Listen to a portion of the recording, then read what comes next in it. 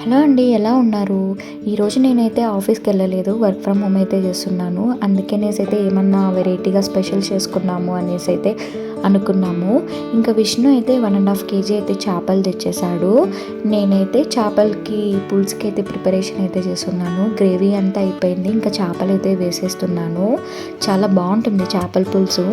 ఇంకా ఇంకో పక్క అయితే చేపల ఫ్రైకి అయితే మ్యారినేట్ చేసేసి మసాలా ఇంకా బాగా పట్టించేసి ఎండలో పెట్టేశాను. చేపలైతే చాలా క్విక్గా అయిపోతుంది. చికెన్ కన్నా చేపలే చాలా ఫాస్ట్ అనిపిస్తుంది.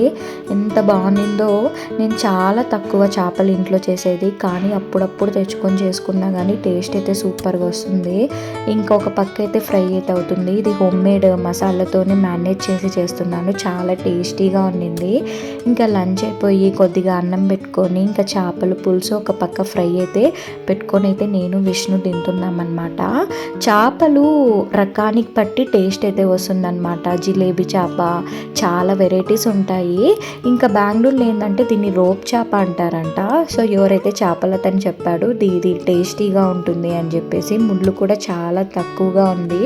టేస్ట్ అయితే అదిరిపోయింది. ఇంకా చేప నానే కొద్ది టేస్ట్ అయితే బాగుంటుంది. ఇప్పుడు వేడిగా ఉంది కాబట్టి ఓకే, యావరేజ్గా ఉంటుంది. నైట్కి అయితే అదిరిపోతుంది టేస్ట్. ఇంకా సూపర్గా అనిపించింది మా ఇద్దరికైతే. అలా అయితే ప్లాన్ చేసేసుకున్నాము.